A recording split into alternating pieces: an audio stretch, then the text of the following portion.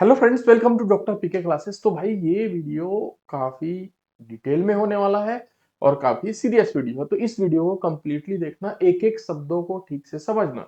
यहाँ पर बहुत सारी चीजों का हम लोग डिस्कशन करेंगे। जैसा कि आप सभी को पता है कि एनबीएमएस ने रिजल्ट जीपैट 2024 का दे दिया है और उसमें लिखा हुआ है कि भैया इसमें हम लोग क्वालिफाइड या फिर नॉट क्वालिफाइड कुछ भी नहीं बताएंगे।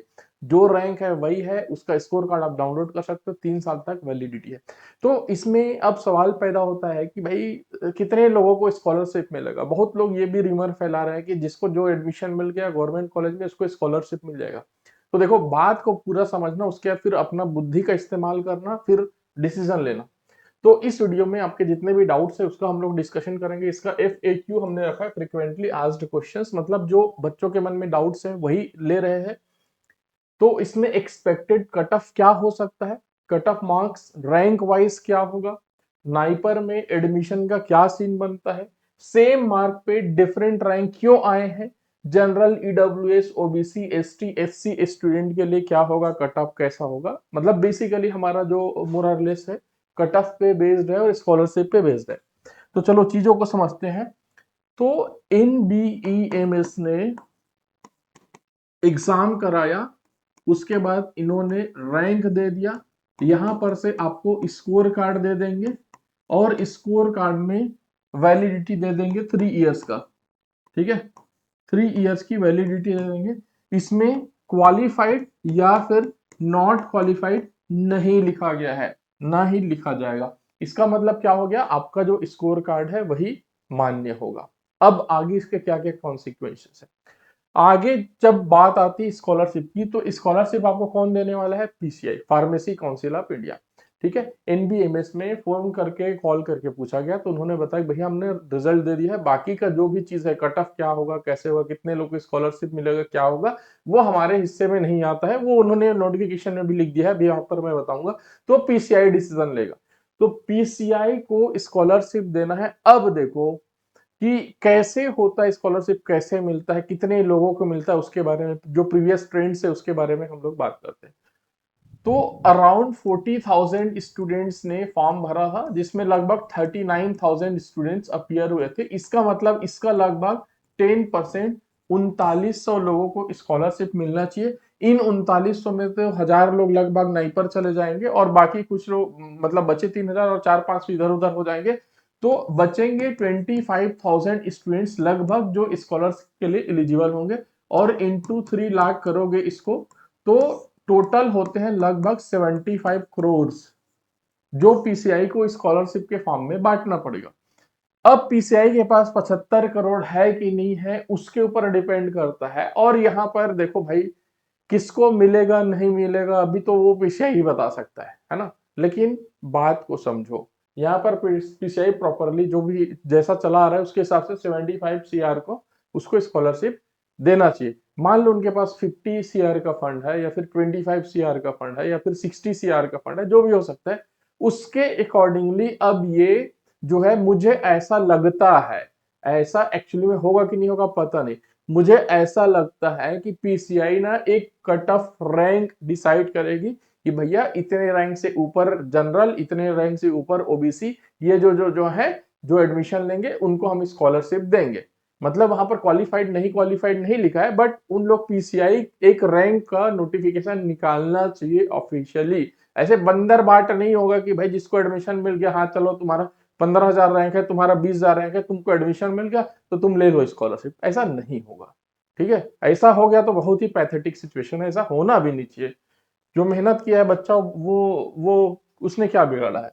चलो, तो अब हम लोग ये देख लिए कि ये लगभग 39,000 स्टूडेंट्स या फिर 4,000 स्टूडेंट्स को, मतलब जितने लोग फॉर्म भरे उसके हिसाब से 3900 से 4,000 स्टूडेंट स्कॉलरशिप के लिए एलिजिबल होते हैं, जिसमें से सब लोग स्कॉलरशिप अवेल भी नहीं करते हैं। जो इनफॉर्म एडमिशन लेता है वही अवेल करता है। अब हम लोग निकालते हैं कि भैया कट ऑफ रैंक क्या होगा category wise. Cut off rank क्या होगा कि कितना कितना रैंक पे आप मान सकते हो कि हाँ मेरा क्वालिफाइड हो जाएगा अकॉर्डिंग टू दिस रूल। तो इस कट ऑफ रैंक को निकालने के लिए हमने यूज किया स्टेटिस्टिक्स। कैसा स्टेटिस्टिक्स, हमने डेटा लिया हुआ है किसका, ध्यान से समझना, 2023 का डेटा लिया हुआ है। यहां से हमने क्या लिया, cut off percentile, cut off percentile, ठीक है।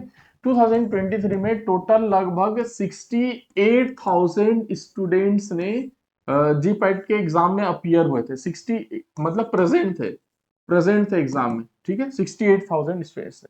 तो इसके हिसाब से जो कट ऑफ परसेंटाइल था, फॉर एग्जांपल 96.5 परसेंटाइल है मान लो किसी कैटेगरी का, तो इस परसेंटाइल को हमने कन्वर्ट किया रैंक में, ठीक है। तो ये रैंक आ गया किसका, 2023 का। मान लो जनरल का रैंक आया, मान लो 2600 समथिंग, मान लो, ठीक है। ये आ गया तुम्हारे पास जनरल का रैंक 2600। अब क्या हुआ, 68,000 से इस साल कितने हो गए, 39,000। तो 39,000 डिवाइडेड बाई 68,000 का हमने एक फैक्टर निकाला जो लगभग 0.57 होता है। अब इसको 0.57 से मल्टीप्लाई करो, तो जो रैंक आएगा वही रैंक इस साल का लगभग जनरल का, ओबीसी का, उसके हिसाब से जो कट ऑफ बैठेगा, तो उसके हिसाब से मैंने यहां पर निकाला है। तो इस हिसाब से जो रैंक बैठता है जनरल का, लगभग 1500 रैंक के आसपास कट ऑफ जाएगा। मतलब जनरल में जो कैटेगरी में 1500 रैंक है वो क्वालिफाइड हो जाने चाहिए, मतलब स्कॉलरशिप के लिए एलिजिबल हो जाने चाहिए, यदि इन सभी लोगों को स्कॉलरशिप मिलता है तब। ईडब्ल्यूएस का 3600, ओबीसी का 3500, एससी का 8500 और एसटी का 15,000 रैंक, ठीक है। अब हम लोग बात कर लेते हैं नाइपर एडमिशन की। तो नाइपर एडमिशन में तो भाई सबसे पहली बात मैं तुमको ये बोलना चाहूंगा, अभी जो स्कॉलरशिप का है जी पैट का, वो अनसर्टेन है, किसको मिलेगा नहीं मिलेगा ये तो अभी अंधेरे में है। तो जिस जिस बंदे को नाइपर में एडमिशन मिल रहा है और जो बिना स्कॉलरशिप के एमफॉर्म नहीं करना चाहता, जिसको स्कॉलरशिप चाहिए ही चाहिए, तो जिसको भी नाइपर में एडमिशन मिल रहा है वो नाइपर में चुपचाप एडमिशन ले लो। और जिन लोग को भी बुलाया गया है वहां पर नाइपर काउंसलिंग में, उन लोग उस काउंसलिंग को अटेंड करो। ये मत सोचो कि भाई हम जाएं कि नहीं जाएं, काउंसलिंग अटेंड करो, मिलेगा सीट ठीक है, नहीं मिलेगा तो भी कोई बात नहीं है। ये तो रिग्रेट नहीं रहेगा ना मन में कि काश यार मैं नाइपर काउंसलिंग में चला गया होता, मुझे नाइपर में सीट मिल जाता। नाइपर ने तुमको बुलाया है कि भाई आ जाओ, तो तुम चले जाओ, ठीक है। अब नाइपर का एडमिशन किस बेसिस पे होगा, नाइपर का एडमिशन होगा नाइपर जेई 2024 के रैंक के बेसिस पे। बिकॉज जी पैट ने तो ये बोल दिया कि भाई कोई क्वालिफाइड नहीं, क्वालिफाइड है नहीं, तो वहां पर नाइपर आपको स्कोर कार्ड मांगेगा कि भाई आप स्कोर कार्ड अपलोड करो। तो अब वहां पर स्कोर कार्ड चाहे आपका 10,000 का रैंक का हो, चाहे 5,000 का रैंक का हो, उसमें तो कोई कुछ बोल नहीं सकता ना, क्वालिफाइड नॉट क्वालिफाइड तो लिखा ही नहीं है। नाइपर का तो यही रहता है ना कि भाई जी पैट का स्कोर कार्ड होना चाहिए, स्कोर कार्ड तुमको मिलेगा, क्वालिफाइड नॉट क्वालिफाइड है नहीं, तो सीधा सीधा वो अपने रैंकिंग के हिसाब से एडमिशन लेंगे, ऐसा मुझे लगता है।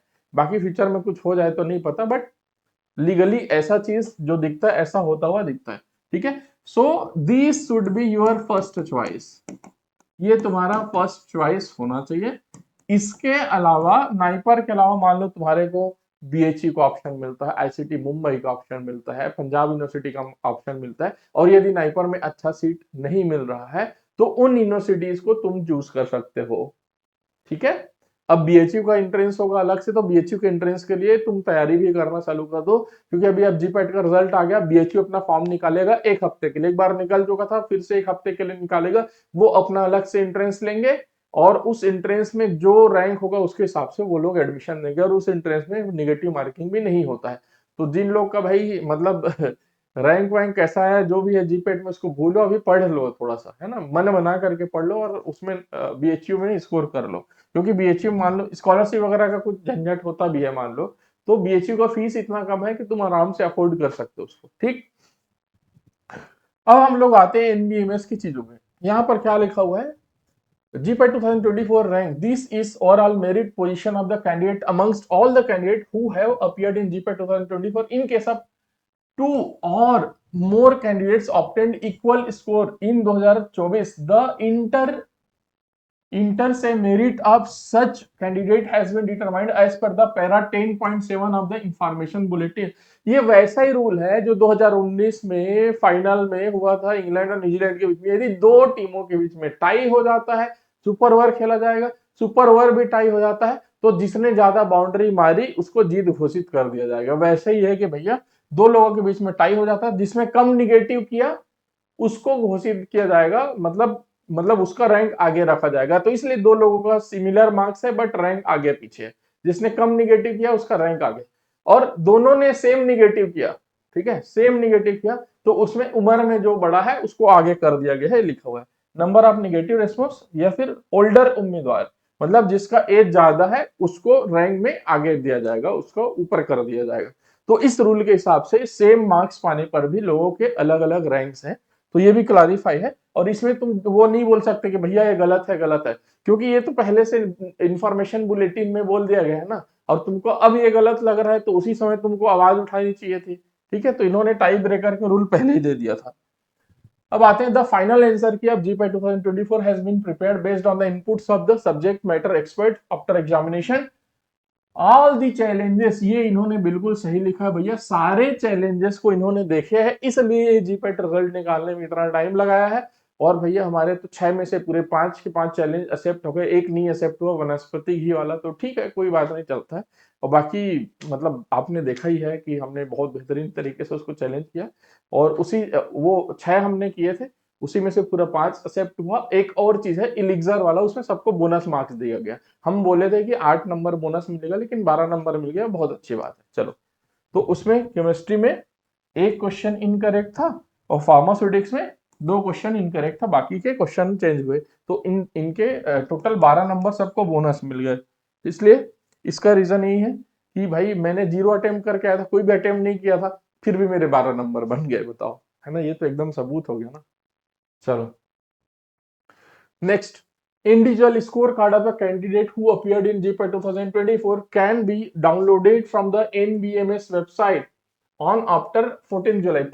14 जुलाई के बाद तुमको क्या मिल जाएगा, स्कोर कार्ड मिल जाएगा, डाउनलोड करके रख लेना सुरक्षित, मेल वेल में 2-4 जगह अटैच करके रख लेना, बाद में क्या होता है जरूरत पड़ता है भूल भाल जाते हैं, तो पीडीएफ सेव करके रख लेना, प्रिंट रख लेना, ठीक है। वैलिडिटी क्या होगा इसका, जीपैट 2000 का 2024 का 3 इयर्स, मतलब ये स्कोर कार्ड आपका 2027 तक वैलिड रहेगा, ठीक। चलो अगला, appearance GPAT 2024 does not confer any automatic rights to secure a M.Pharm seat and or award of scholarship for M.Pharm course। मतलब इसमें तुमने ऑर्डिनरी रैंक 100, 150, 200, 500 कुछ भी लाया है, उसके बाद भी गारंटी नहीं बोल रहा है कि भैया तुमको M.Pharm में सीट मिल जाएगा। वो डिपेंड करेगा अलग अलग यूनिवर्सिटी कौन से बेसिस पे एडमिशन लेती है। Admission to M.Pharm courses are undertaken by the state government, state admission committee. NBMS has no role whatsoever is conduct of counseling for admission to M.Pharm PhD courses utilizing GPAT score, award of scholarship, for M.Pharm courses, ठीक है। तो ये NBMS का कोई role नहीं है उसमें, इस यूनिवर्सिटी वगैरह सब करेंगे, और PCI वगैरह स्कॉलरशिप देगी। Candidates must apply separately to the desired GPAT 2024 participating institution. अलग अलग इंस्टीट्यूट में तुमको अप्लाई करना पड़ेगा जहां एडमिशन लेना होगा। Thereafter each participating institute will release their respective cut off GPAT score. तो अलग अलग institute respective GPAT score cut off वहां पर देंगे, which a candidate should meet to get qualified or admission to participative particular institute. तो वहां पर institute ही वहां पर डिसाइड करेगा किसको कितना कट ऑफ के हिसाब से एडमिशन लेना है। NBMS has no role in counseling and the disbursement of scholarship, verification of document and eligibility determination of candidates shall be undertaken at the time of counseling admission process by concerned authority। ठीक है, NBMS बोल दिया कि भैया अब हमारा काम खत्म, हम स्कोर कार्ड दे देंगे, बाकी सब कॉलेज वाले जाने और PCI जाने, ठीक है। और आपको इस तरीके से बेहतरीन प्रिपरेशन करना है, क्योंकि दिन ब दिन कंपटीशन बढ़ता जा रहा है, तो आपको चाहिए कि आप सिंसियरिटी के साथ पढ़ें, अंडर 100, 200, 300 रैंक सिक्योर करें, ताकि आपको अच्छे इंस्टीट्यूट में नाइपर में एडमिशन मिले। जैसा कि आपने देखा कि नाइपर में इस बार हमारा रिजल्ट बहुत अच्छा रहा, जीपैट में भी बहुत अच्छा रिजल्ट है, तो आपको इससे भी और बेहतरीन रिजल्ट लाना है। ये तो हमारा फर्स्ट ईयर था तब इतना अच्छा रिजल्ट है, तो इस बार तो एकदम पूरा जान लगा देंगे, है ना। तो बहुत अच्छा रिजल्ट लाना है, और इन सारे टीचर से पढ़ना, एक बार प्रोफाइल पढ़ लो तो आप एडमिशन ले लो अपना ब्रह्मास्त्र में। drpkclasses.com में जाना और कोर्सेस में जाना, सारे कोर्सेस में यहाँ पर वेबसाइट से परचेस करना, आपको ऑटोमेटिकली डिस्काउंट आ जाएगा, ठीक है। आप जून बैच में भी एडमिशन ले सकते हो, जुलाई बैच आज ही आ जाएगा, तो उसमें भी एडमिशन ले सकते हो, वो भी हम लोग उसी में मेंशन रहेगा कि वो बैच कब से स्टार्ट हो रहा है, नया बैच। ठीक है, और आप अपना अच्छे से बेहतरीन प्रिपरेशन करो। इस वीडियो में इतना ही। Thank you so much.